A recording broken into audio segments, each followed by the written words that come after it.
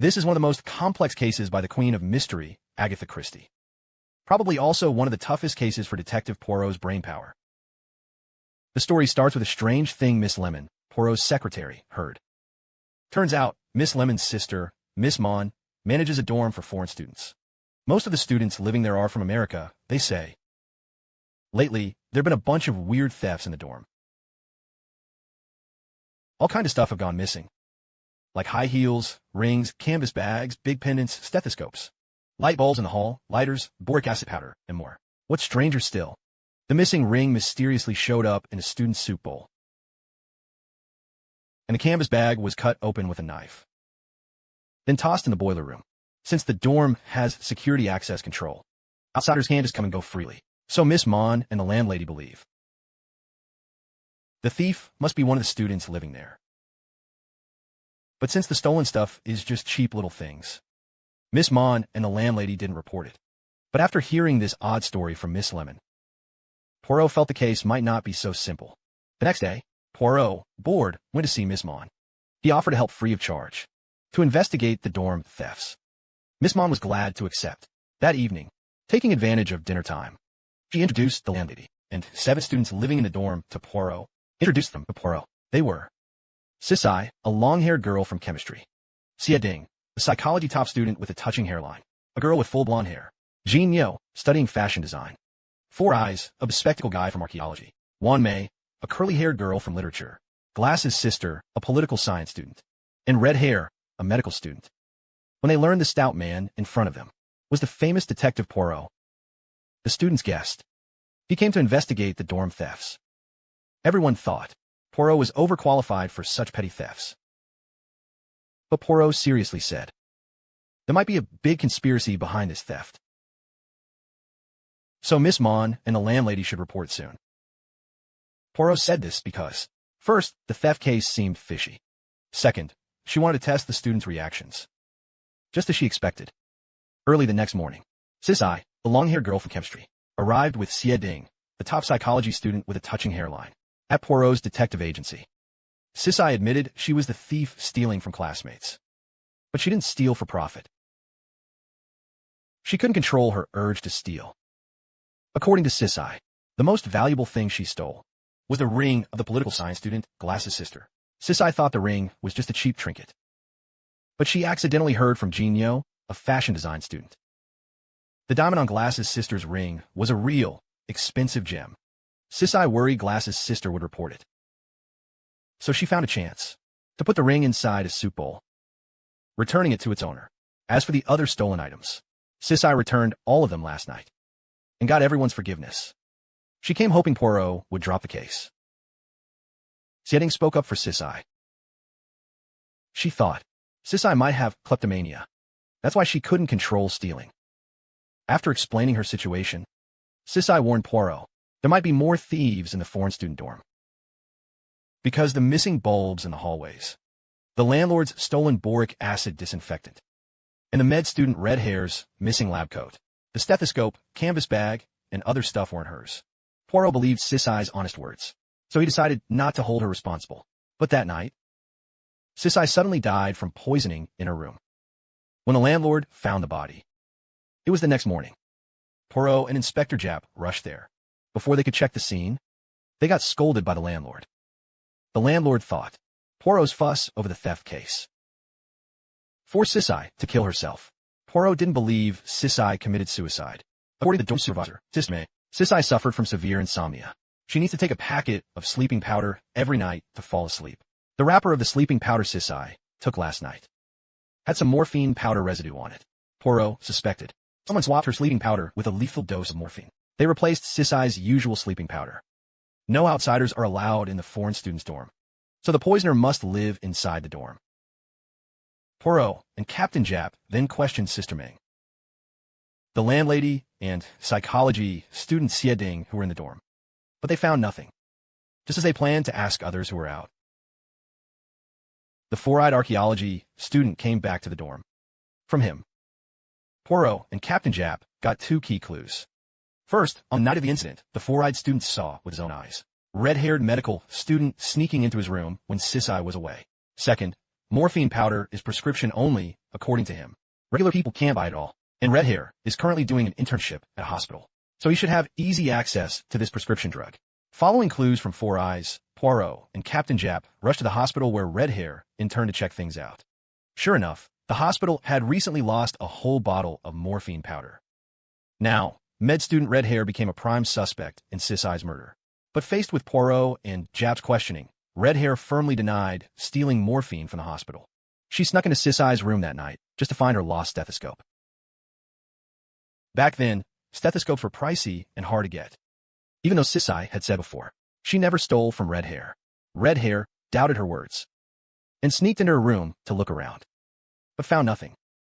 To clear her name, Red Hair also told Poirot and Japp another clue. The night before the crime, Sis Eye cleared up with Red Hair that she didn't steal from her. She also shared a suspicious tip.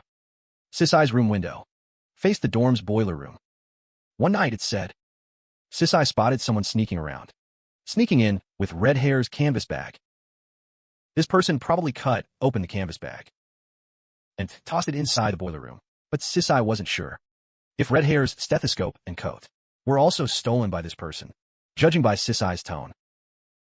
She clearly saw who took the bag, but she didn't tell Red Hair who it was.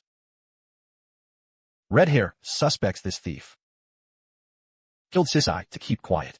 Poirot was skeptical of Red Hair's words, half believing, even if true, could someone really commit murder just to cover petty theft? Could they really kill over that? Just as Poirot and Captain Japp finished questioning Red Hair and were about to leave the hospital, they unexpectedly saw a political science student living in a foreign dorm. Glasses Girl had also come to the hospital, so they took the chance to ask Glasses Girl a few routine questions. Turns out Glasses Girl came to visit a politician named Uncle Mai. This Uncle Mai, during his political career, often speaks up for the common people.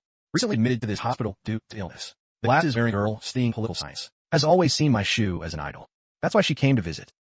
After hearing about Cece's poisoning death, the Glasses Girl was shocked, but also gave Poirot and Inspector Japp an important lead. According to Glasses Girl's memory, on the night of the incident, she personally saw 1. The literature major next door to Cece sneaking out of the dorm by climbing out the window. After noting this lead, Poirot saw the Glasses Girl had no more clues, so he and Japp said goodbye and left the hospital. On the way, Inspector Japp told Poirot he had dealt with Uncle Mai, mentioned by the Glasses Girl. 10 years ago, Uncle Mai's wife, Aunt Mai, died at home from an overdose of sleeping pills, and Japp was the lead investigator on that case. Uncle Mai claimed at the time his wife had severe insomnia and took sleeping pills every day. Plus, her memory wasn't good, so Uncle Mai insisted that his wife accidentally took sleeping pills twice, which caused her poisoning death. Japp remembers clearly when Uncle Mai told his theory. His mood seemed off, like he was hiding something.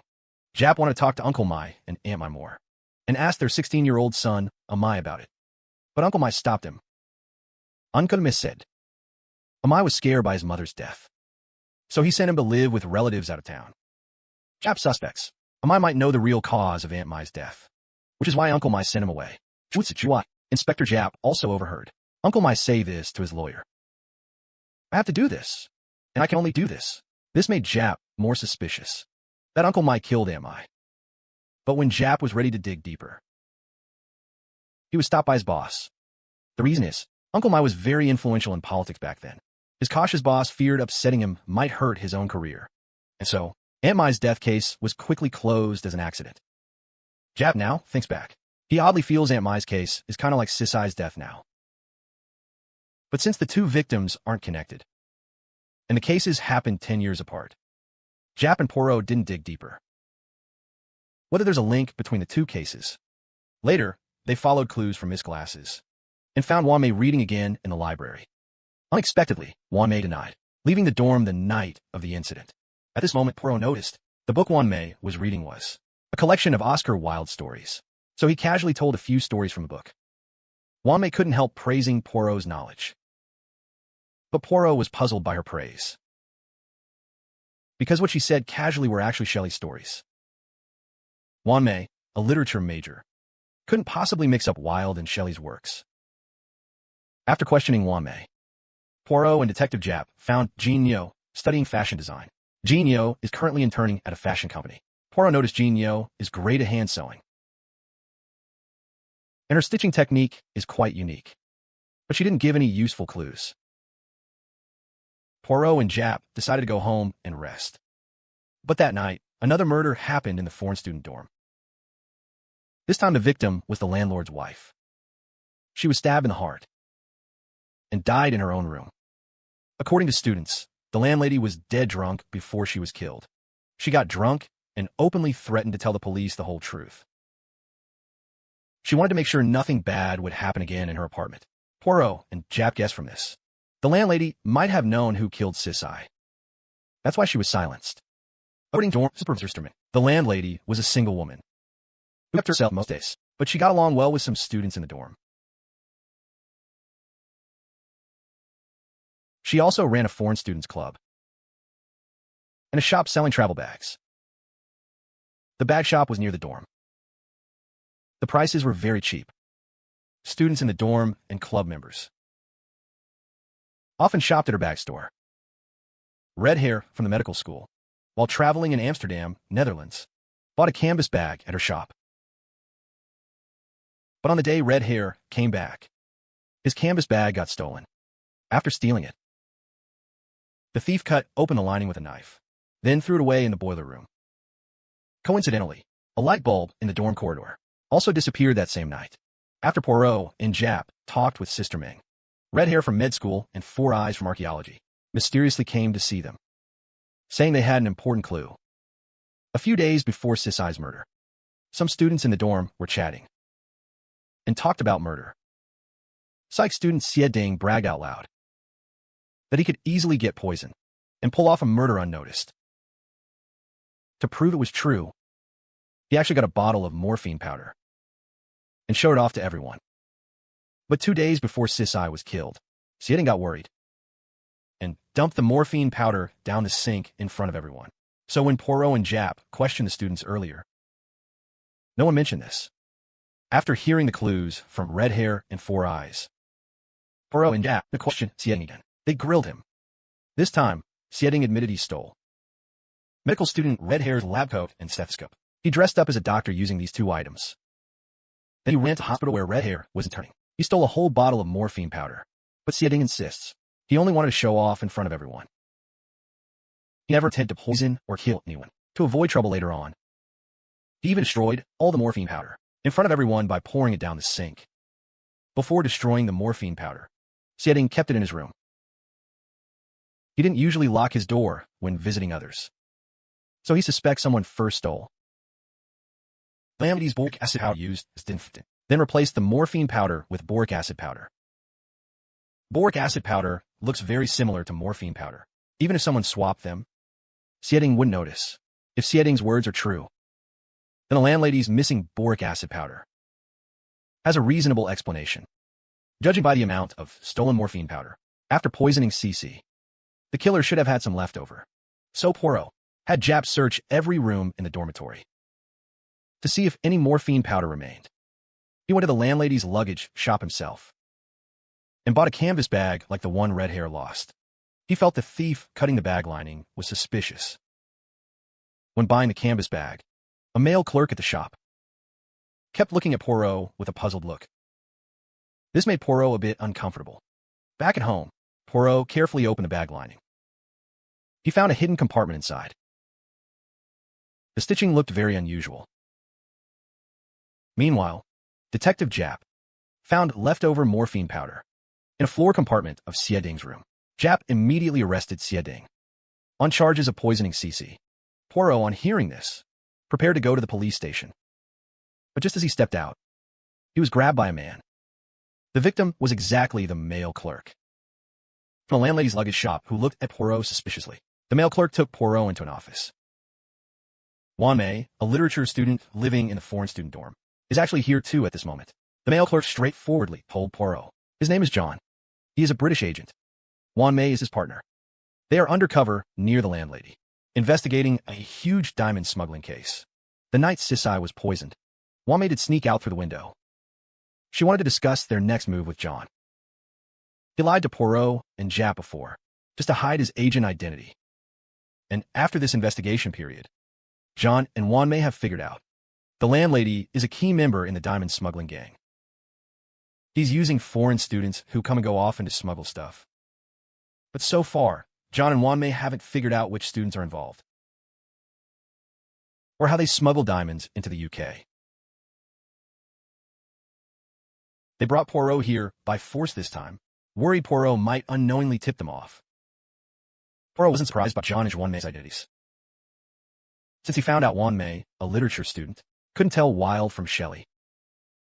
Poirot doubted her identity, and what John said made Poirot think of the secret compartment in a canvas bag he bought that helped him figure out how the smuggling gang worked.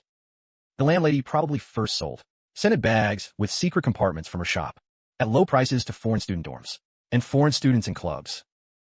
When those students leave the country, the smugglers quietly follow them and sneak diamonds into the compartments of their bags.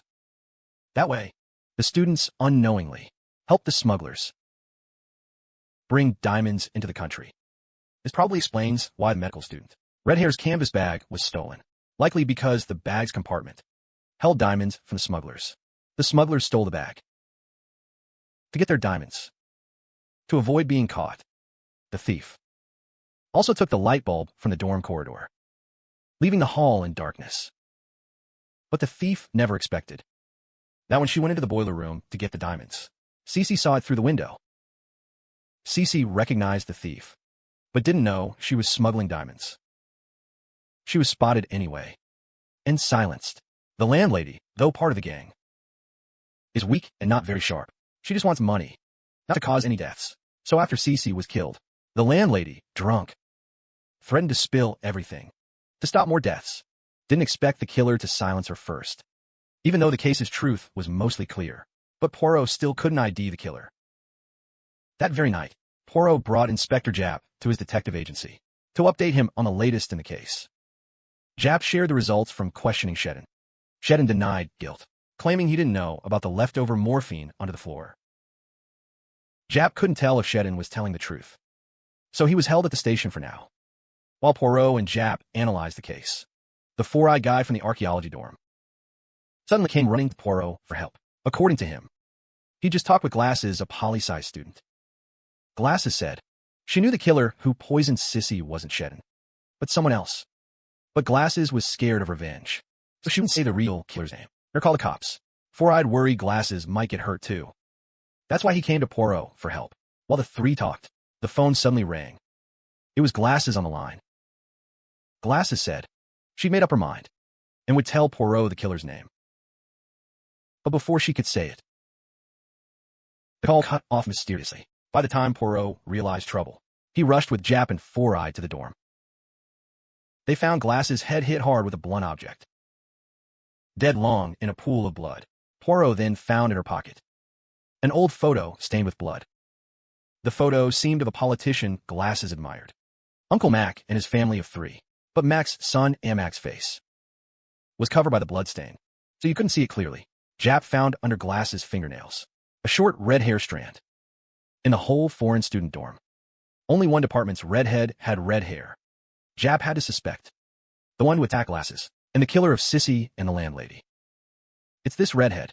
But the redhead firmly denied being the killer when Poirot and Japp pressed her. She strongly denied being the murderer. Also, she gave Japp a new lead.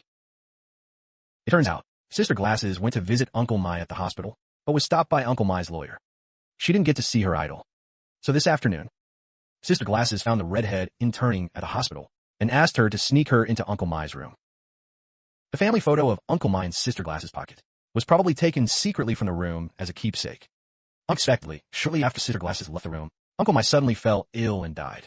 But the redhead is sure Uncle Mai died naturally, and Sister Glasses had nothing to do with it. After hearing the redhead's testimony, Poirot looked thoughtful. Back at the detective agency, he carefully wiped off the bloodstains on Uncle Mai's family photo. Finally, he clearly saw Mai's face. It was this photo that helped Poirot connect all the messy clues in his mind. And then he figured out the whole truth of the case. The next morning, Poirot gathered everyone as usual and started his deduction.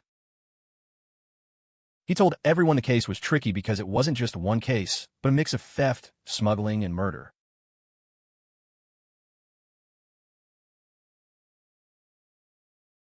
To get to the truth, we need to start with the thefts in the foreign students' dorm. The first victim, Sisai, confessed to Poirot that she couldn't control her urge to steal. She kept stealing cheap stuff from others. But Poirot had met real kleptomaniacs before, and Sisai's behavior was different from theirs. Sisai was faking kleptomania just to get Xieding's attention. Poirot had noticed long ago. Sisai had a crush on Xieding, who had an impressive hairline. Xieding was a psychology student who naturally was interested in unusual psychological cases. So Sisai pretended to have the disorder to get closer to Xieding. Poirot thought Sisai's way of chasing love was understandable, so he didn't expose her little scheme. Jinyo, a fashion design student, heard this and immediately confirmed Poirot's theory. According to Jinyo, Sisai was truly crazy about Xieding, the guy with cool hairline. She was head over heels, but she was shy and awkward and didn't know how to confess. Later, Jinyo helped her come up with the plan to fake kleptomania. Just as Jinyo finished, Poirot took over. He hinted Jinyo was pushing Sisai to fake the stealing habit, not to help her, but to create chaos. Because Jinyo, like the landlady, was part of a diamond smuggling gang. The hidden compartment in the scented sachets sold by the landlady's shop was sewn by Jinyo. Poirot had seen Jinyo's special sewing technique before, exactly the same as the stitching on the sachet compartments. And after Sisai stole Sister Glass's ring, Jinyo reminded Sisai that the diamond on the ring was a valuable real diamond. This showed Jinyo knew a lot about diamonds. Of course, Poirot thought Jinyo was just like a murdered landlady, greedy for money only, and had no guts to kill anyone. The person who committed the murder is another member of the smuggling gang. This person not only poisoned Sisai, but also stabbed the landlady to death and bludgeoned Glass's sister to death from behind. Plus, the killer is very cunning. He tried more than once to frame others for the crimes. The first time, he swapped boric acid for the morphine stolen by Xieding from the hospital. Then, after using it alone, he hid the leftover morphine back in Xieding's room, trying to pin it on Xieding.